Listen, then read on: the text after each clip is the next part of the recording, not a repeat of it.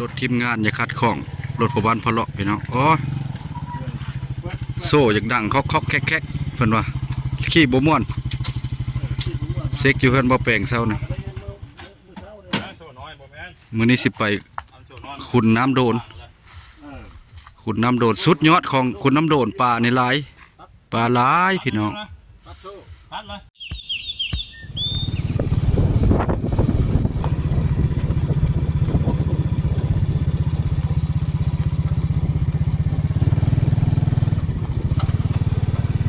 อันนี้คือห้วยน้ำใสพี่น้องเพราะว่าย่ามนี้ก็เป็นแบบนี้แหละพี่น้องแห้งกระแดงบ่มีน้ำเนาะตูบก็เป็นแต่ซัดซบตูบเนาะมื้อนี้พวกเฮาสิพาเดียวไป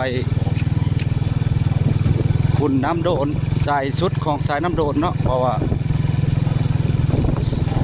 เป็นเมือง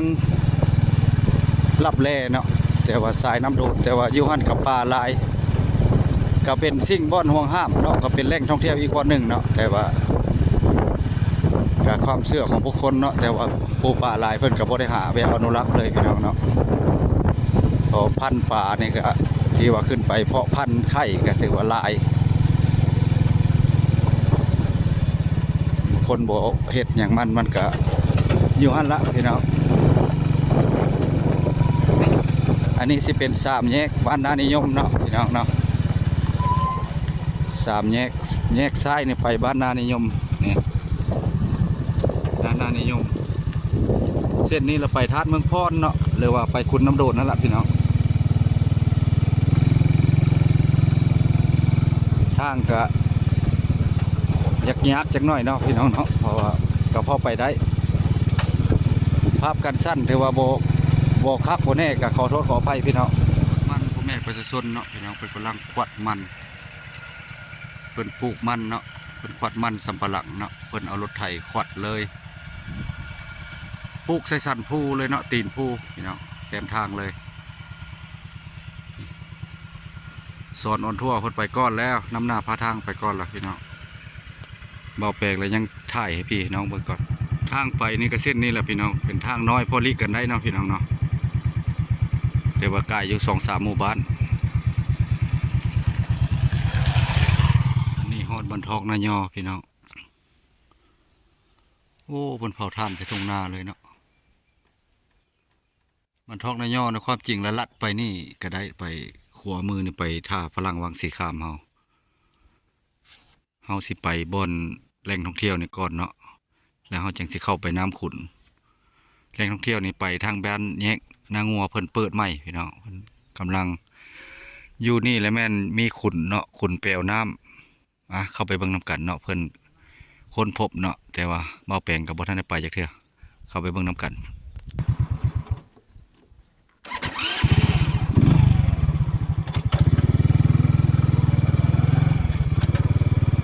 จุดนี้จะเป็น4แยกเนาะทางนี้แล้วทางลัดไปท่าฝรั่งวังสีขามห้านค้ากับโบหลายบานมี2ห้านพี่น้อง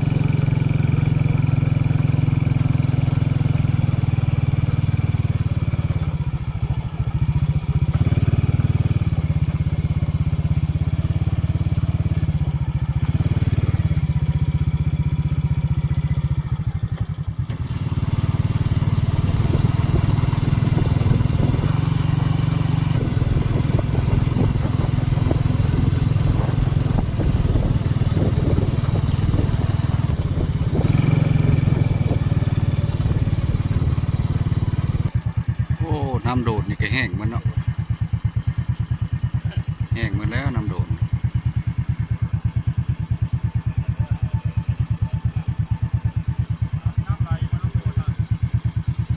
บ่มีน้ำปีนี้ก็แห้งผิดปกติเว้ยน้ำโดดแห้งมันละเฮ็ดครัวแล้วนี่แล้วแห้งเนาะขัวเพิ่นเฮ็ดแล้วปีกายนี้อันนี้ขัวเข้าบ้านนาดูโพนดูเนาะเป็นขัวเสาดินแต่ว่าเฮ็ดด้วยห้าวไม้ห้าวเล็กเนาะขอโทษอภัย ห้าวเล็กบ้านนี่ก็หุ้มไปด้วยภูเขาหินปูนขนาดเลย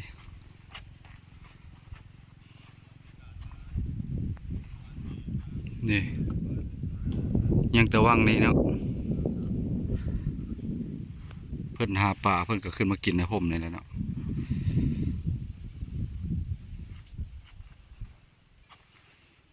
นี่น่าจะเป็นศาลาเนาะพักเซาแขกไปไทยมาคือว่ามาอยู่ศาลานี่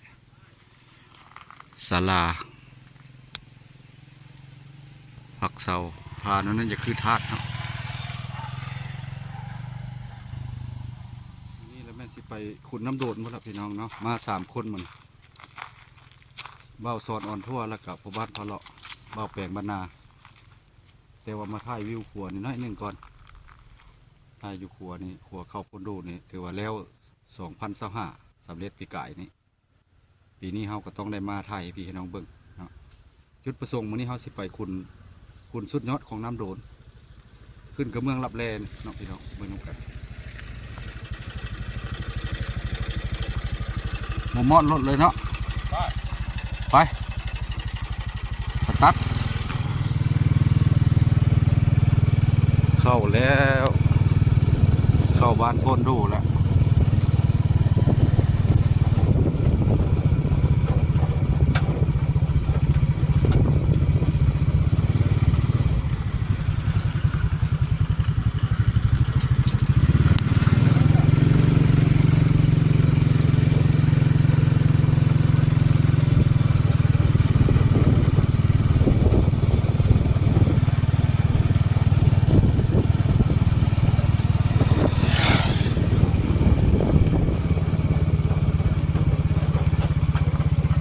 บ้านพ้นดูในส่วนหลายกะ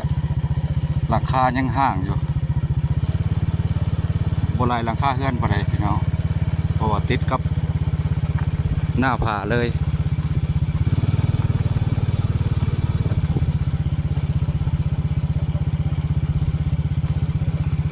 บ้านนายพานคันตีเนาะมือ YouTube ซุปเปอร์เก่าเพิ่นยุดเนาะเพิ่นข้าวเวียกงานหลายแล้วเพิ่นเลยยุด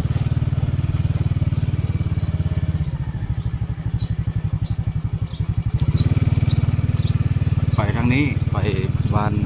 ไปขุดน้ำโดด4-5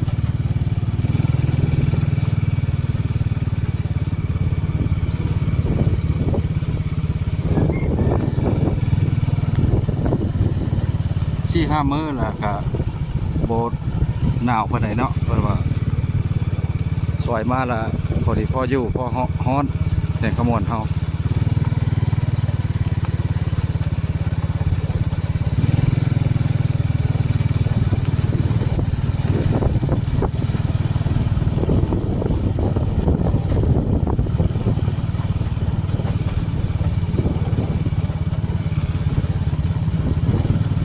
มันมีพนดูในพนดูเนาะ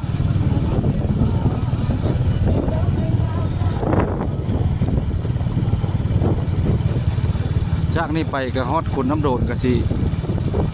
ประมาณอยู่7 ลักครับ7 ลักกำลังฮอดน้ำโดนพี่น้องไปต่อตอนนี้มาพ่อเพิ่นกำลังกินข้าวปลาไปต่ออยู่ขุนน้ำโดนขึ้นกับเมืองลับแลไปเบิ่งน้ำกันเนาะพ่อบ้านเพิ่นหลงกระเจเพิ่นหลงปะไปเพิ่นกระเจรถเพิ่น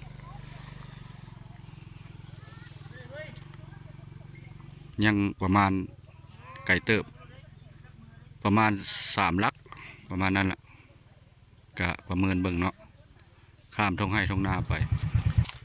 โอ้เห็นหมู่ควายอีกแล้วออกจากกวนได้นี่ควายหมู่บ้านในควายยังหลายเด้ท่านผู้ชมควายนอนอยู่อันนี้ห้วยน้อยนี่ลงมาครบเส้นน้ำโดดเนาะ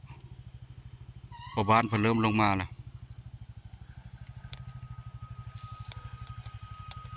มีแต่ต้นไม้ใหญ่ๆเนาะเพิ่นบ่ได้ตัด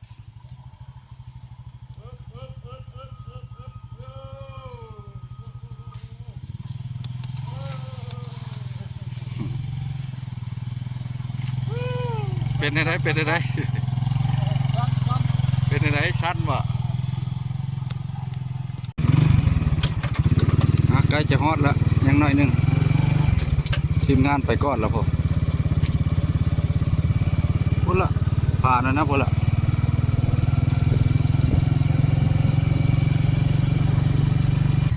พุ่นละผ่าพุ่นละท่านผู้ชม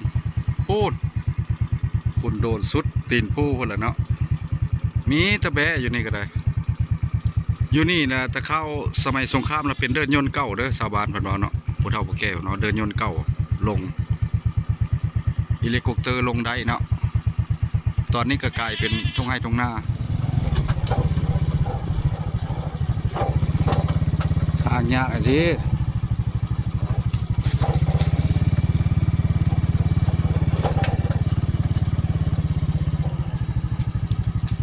ป้ายยังอันน่ะ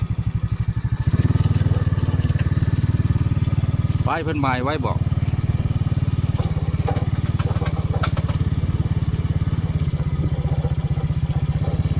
ฮอดแล้วพี่น้องฮอดแล้วขุนโดน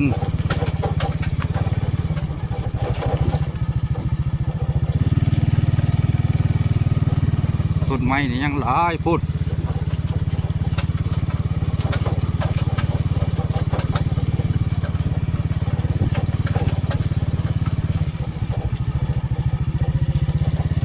ขุนน้ำโดน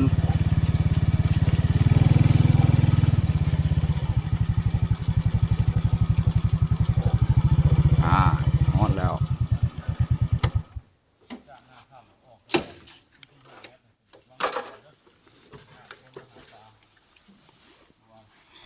มาเลาะเบิ้งโอ้อันนี้เพิ่นเอิ้นว่าขุนโดนเนาะขุนน้ำโดนเขียวเงี้ยว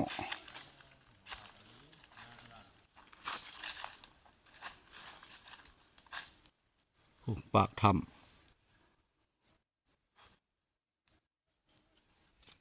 โอ้งามเลยหินย้อยหินอันนี้ยามนั้นในสิมีแต่น้ำเลยคอยเบิ่งเลยได้ยามนั้นในมีแต่น้ำแต่เมืองแต่ว่าวังนี่มันเป็นวันสังหวนเพิ่นบ่ให้หาปูหาป่าเด้มันเป็นจุดแหล่งท่องเที่ยวเบิ่งป่าหลายป่าหลายเลยท่านผู้ชม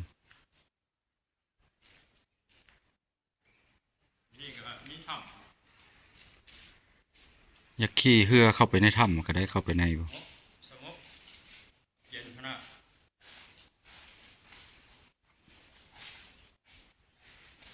เข้า มาหาเนี่ย ลงก่อนแม่เจ้า อาจจะจับเนาะลงไปลุ่มพอ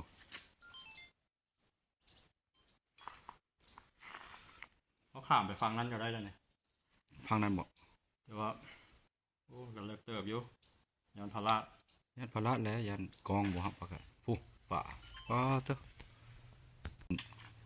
พอบ้านมันไปทางไหนพอบ้านเดินบินเก้าเนาะถ้าเข้าสมัยสงครามตัวนี้บริเวณนี้มันเดินบินเก้าเด้อเดินยนต์เก้าเนาะอันนี้คลิปนี้เราเบาแปลงมาปิดคลิปอยู่เดินยนต์เก้านี่เนาะท่านผู้ชมเดินยนต์เก้าบ่นี่ฮะว่าเดินยนต์เก้าบ่นี่ นั่นละ เดินบินของอเมริกาบ่ เดินยนต์จากสมัยข้าวของพลัง เดินบินฝรั่งบ่ ถ้าชาวบ้านเพิ่นเว้าได้ปัจจุบันนี้เพิ่นก็บ่ได้ให้ไปเอาได้เพิ่นอนุรักษ์ไว้อนุรักษ์ไว้เป็นอันนั้นเลยบ่สงคราม โอ้กว้างเติบนี่เนาะขายของมันแล้วล้อๆพุ่นละตีนผาพุ่นขายของมันอันนี้แล้วแม่นเดินบินมันลงเนาะเดินบินมันลงถึงสมัยตะกี้ขายระบบเก่าสมัย50 ปีขึ้นหลังนะคลิปนี้ก็สิพอประมาณนั้นแหละพี่น้องเนาะอันนี้เดินบินของสมัยฝรั่งเฮ็ดสงครามกับลาวเฮาเนาะนั่นล่ะตามผู้เฒ่าผู้แก่เพิ่นก้าวขาเพิ่นเว้าปันฟังเฮาก็ว่าโตเพิ่นผู้เฒ่าผู้แก่เพิ่นเว้าว่าในนั้นเนาะเดินบินอันนี้เพิ่นบ่ให้ไผ